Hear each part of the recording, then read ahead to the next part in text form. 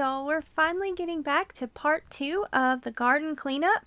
Check out the part 1 video where we've already got several of the garden beds sorted, so we are working on the rest of the garden. This is our vegetable garden and where we grow several of our staple crops. Some of these things we are able to grow enough of to where we don't need to buy them from the store, but don't let that fool you. We still go to the grocery store and there are plenty of things that we still have to buy, so we are by no means self-sufficient. Last year, one of our biggest struggles was the weeds. We have this invasive grass. Actually, there are several different kinds of invasive grasses, and they had just creeped into the garden and were super happy with the soil that was there, and they just took over the garden. It was to where you could not keep up with it. So what we're trying to do here is we are trying to use this flame weeder, I'm not sure exactly what it's called, but something like that, to try and burn all of the grass to get rid of it.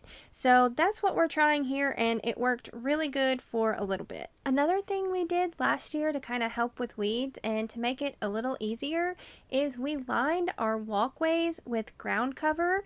That was such a game changer. It made it so much easier. I didn't realize how much time was spent weed eating all the pathways, and I really enjoyed having that. So that was another big help too. A big thank you to Robert, who came out here and did all of the flame weeding for me. I was a little nervous with me and fire, so I didn't want to mess anything up. So he was nice enough to come and do that for me. So while he's doing that, I'm going and getting all of my garden ties and things like that I used last year in the garden. Sometimes in the fall, I am just so done with the garden, so I just leave it. And then it's this big mess that you have to tackle in the spring. But we're getting to it now, and hopefully we will be able to keep the weeds down this year. So right now, Robert's working on this long bed that we have. This is where I'm going to plant our potatoes. I am not good at growing regular potatoes for some reason. I have yet to figure them out, but we're going to try again and we're going to grow them here. And down the middle, I was thinking of doing our winter squashes. I think that's what I want to plant here at the time of the voiceover. Our potatoes are pretty big and they're just starting to bud. So there has been some time that has passed since this. Also, if you notice Robert looking over, the FedEx guy had showed up and I was just yapping away. This was the Friday before we had the eclipse and we were in the area of Totality. And if y'all want to check it out, we also live streamed that. That was really fun. But he was telling me, and he lives in a big touristy town that's already pretty small and hard to get around. But he was telling me that there was 50,000 people was his best guess and what they were saying on the news. And he said that it was so hard to get around. He said there were so many people, and people were even renting out certain event areas. All of those were rented out. The hotel areas were full. And we had even went to town the day after this, and I was shocked by the grocery stores. There was no lunch meat. Simple things like carrots and potatoes and things like that, they didn't have. So I guess that everybody was bringing their camper and just eating, eating in the camper instead of eating out, because at least the news was saying that a lot of the restaurants and stuff didn't see this big boom that they were expecting. So it kind of didn't work out for them, but I bet the local places where you rent camping spaces and stuff, I bet they did really good. Now Robert's moving on to this long bed. If I'm not mistaken, it's 22 feet long, and we did all of our garden beds 4 foot wide. So he's gonna get all of the weeds out of here with that flame weeder. And I think the herbs that we have, or the things we have growing right now, are chives. These are garlic chives. We have walking onions and roselle. So for the roselle, I just decided that we would just completely get rid of it. I did not realize that this was a perennial here, and in those few years that it was growing, all the calyxes that it grew were always burnt up. I guess we just get so hot here that it just can't it just can't make them, and they just burn up. So we decided to buy some of the roselle calyxes because I had heard that it's like a really good natural Kool-Aid. And we tried it and we were not fans at all. It tasted like grass to us. And I even was to the point to where I was using such a tiny bit and it still had that grassy taste. So since we didn't like it, I didn't mind at all just burning it and not having that plant anymore. But I for sure wanted to save the walking onions. This is a plant that was in my great uncle's garden, so it has a lot of sentimental value to me. And I ended up moving the garlic chives and one of the walking onions to my herb garden around back. I just thought it would make it easier with all of the vegetables that I want to plant in here. So my thought for this is to plant the paste tomatoes. I hope that works out. So I want to do that there, and then in the back of the fence area there, I usually grow okra, and that works out great. So hopefully that will do good. I got a new variety from Baker Creek this year, so hopefully that does really good. And I'm undecided if I'm going to grow beans here or not. This is the spot that I grew them last year, and I was really hoping to get beans because my family really likes them, but the bunnies really like them. They love them to the point to where I don't even think we got a single green bean. So I don't know what to do about that because I don't like have a fence or anything around the garden. So I'm gonna have to think on that and try and figure something out to keep the bunnies away. They've already been munching on some of the peas. Luckily it wasn't too bad this year with the damage, but we have to figure that out still. Okay, so here's where we ended at the end of today. We didn't do too much to these beds, but these plants sure are growing an awful lot.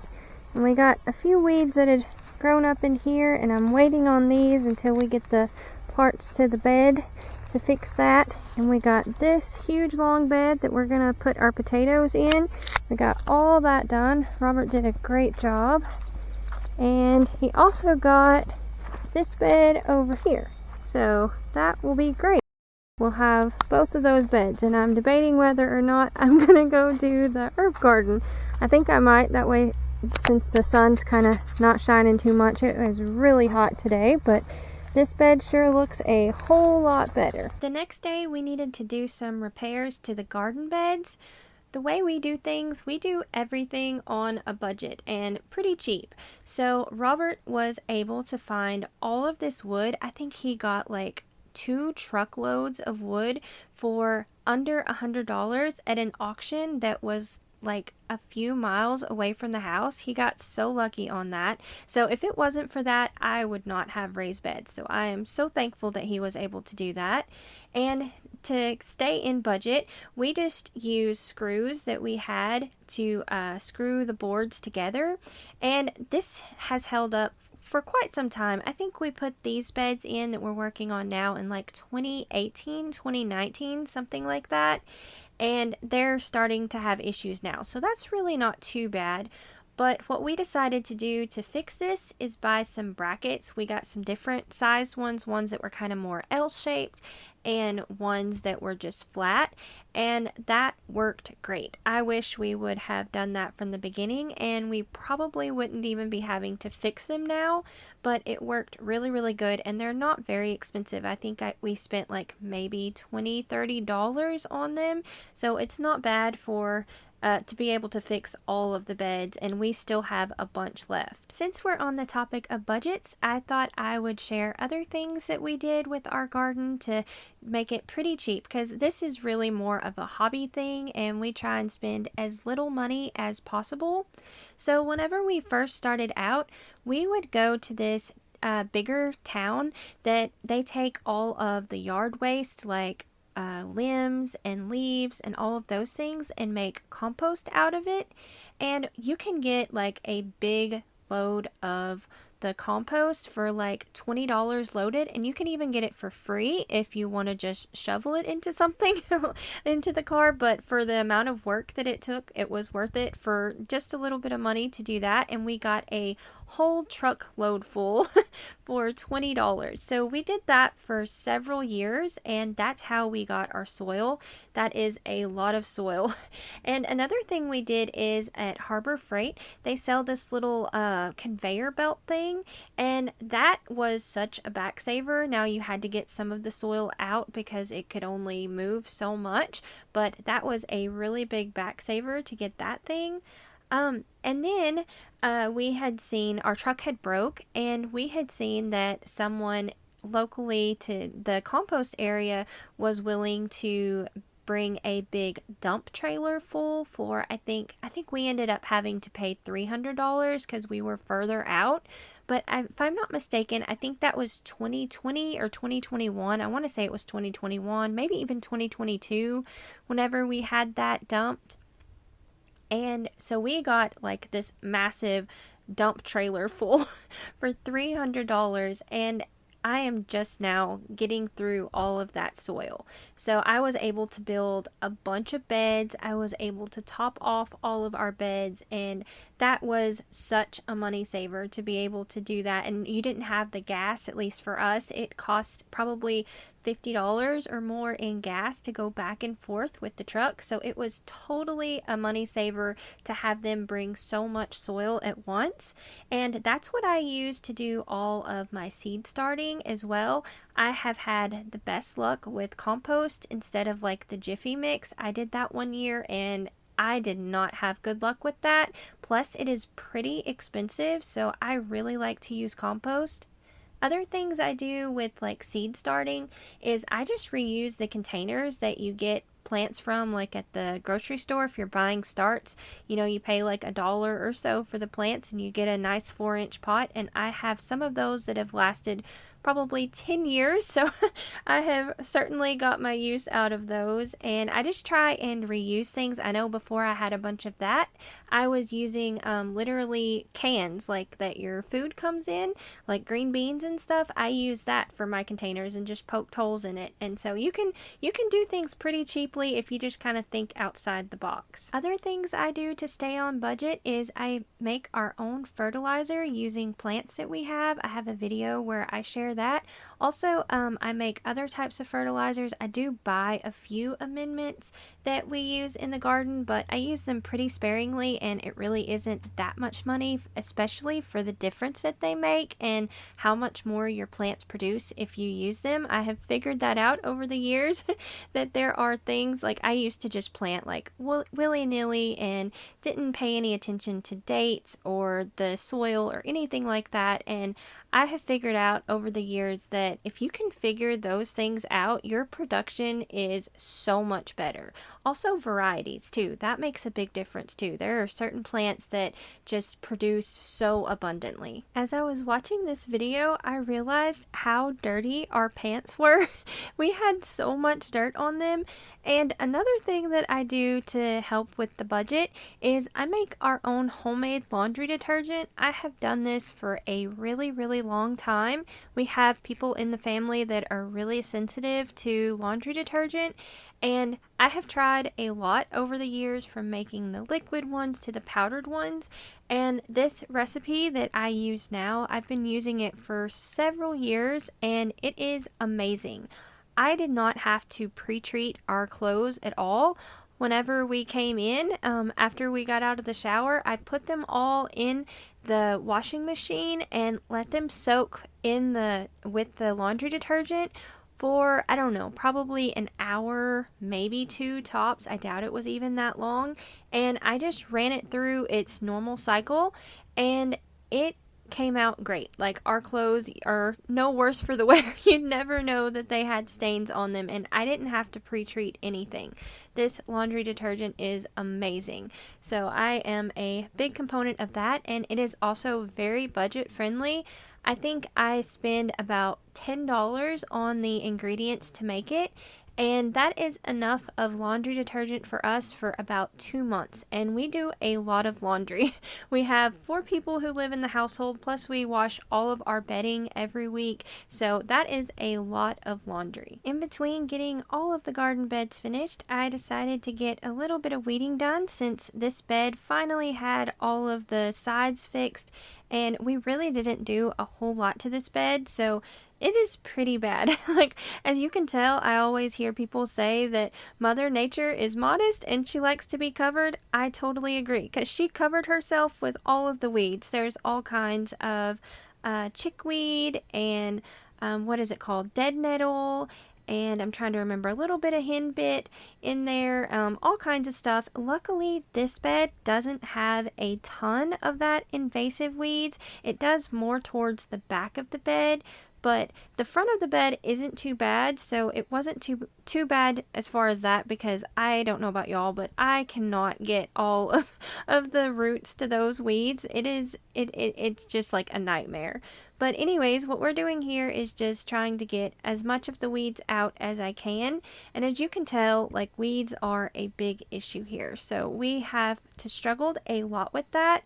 So on this really long bed that we had done before at the beginning of the video, I had already got ground cover down. I decided I wanted to try that because last year I was so overrun with the weeds, I could not keep up, especially in certain beds. This long bed where I have our potatoes planted, and then also that other long bed that has the walking onions in it. Those beds are horrible with the weeds. Actually, this other bed behind me here too, it's really bad. So there are certain beds that are just horrible, and I just cannot seem to get all the weeds. And a lot of the soil we have like crawdads, and they bring up the clay soil, so they've kind of turned our really good soil into this clay soil, and it is almost impossible to get roots out of clay soil. So I am really happy that this bed has stayed as nice as it has with all the soil here.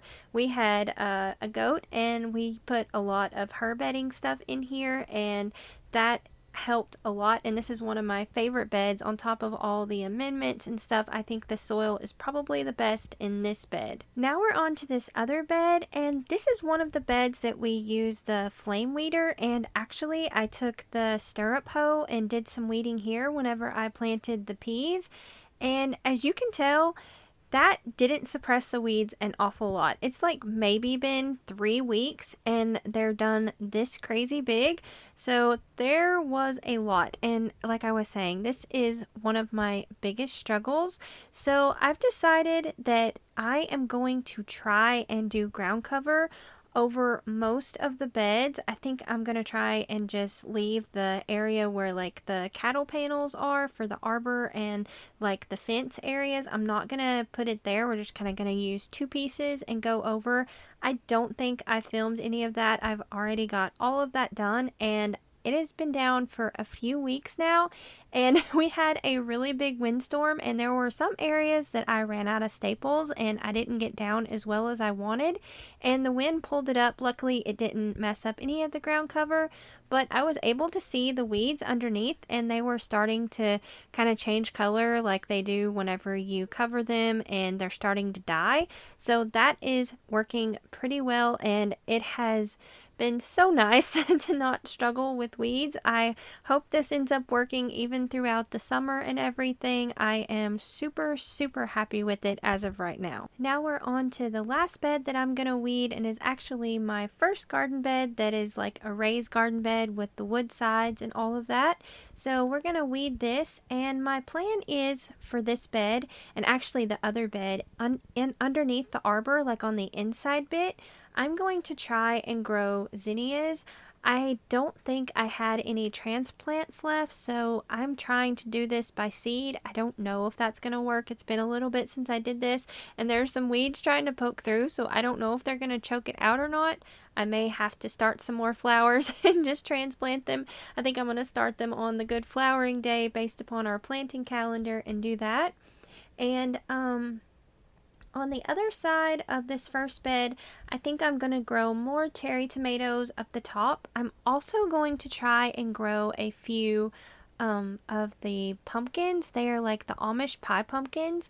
We had, I think, one or two plants, but I think it was just one plant last year and got well over 30 pounds from it. So I am hoping that those grow and we can get more pumpkins, because last year we were able to grow enough of pumpkins with what little we had left over from the year before.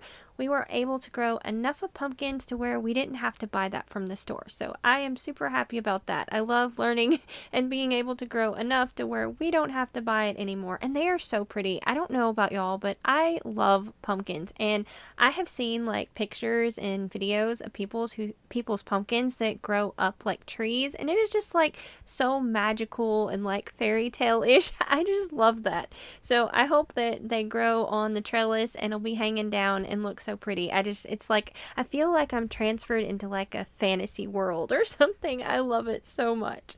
But I hope to do that. And then on the very far end, like where I have the catnip and other things, I did grow a new flower this year. It's called a moonflower, and it's a vining plant. It's supposed to have really big, I think anyways, really big white flowers, kind of like a morning glory, but I think they're bigger.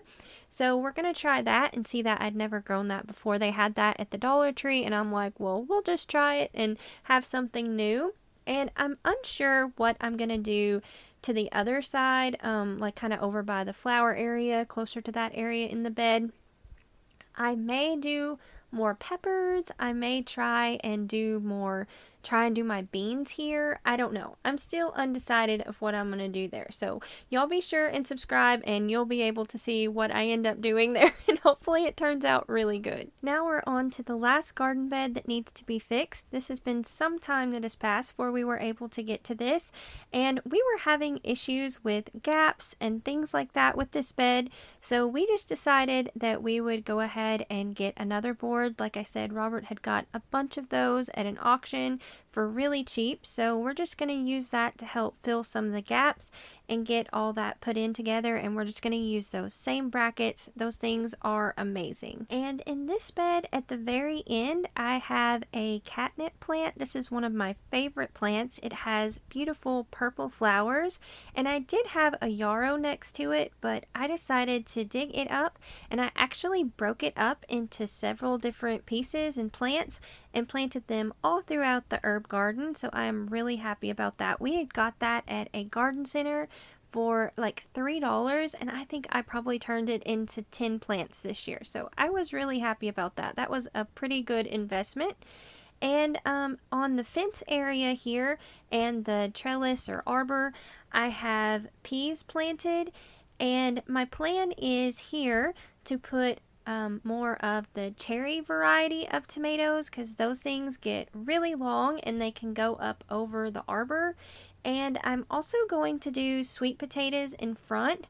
I did have a lemon balm at the end of the bed. I just decided to take out. I have so much of that in the herb garden, and I'm kind of trying to streamline things to make it a little easier and just keep it mostly vegetables out here. Although I do add several flowers. I've really been enjoying flowers in the garden, so I think it just adds something to it. You know, there's more beauty to it, so I've really been enjoying that. And if I'm not mistaken, this is the last garden bed that needed to be finished, so we can check that off the list. That is something that is completely done. That is such a great feeling whenever you completely finish a task, especially a big task like this that takes quite some time to get done. It is so rewarding. If y'all are new to my channel, I also do a lot of planning videos. I incorporate a lot of my gardening into my planning. I don't see very many people that do that. I even have a special garden planting calendar where I set up what is best to plant when and what things are best to do when, based upon the different days of the month. So y'all be sure and check out our other videos, because we do all kinds of stuff. We do planning, gardening, recipes. We do like estate sales and yard sales, because we have to stay on budget, and all kinds of different things. You never know what you're gonna get. So be sure and subscribe. Well, that's all we have for today's video. Don't forget to like and comment down below because I would love to hear from y'all. Thank y'all all so much for watching, and I hope y'all have a great gardening year. Y'all take care, and we'll see you next time. Bye!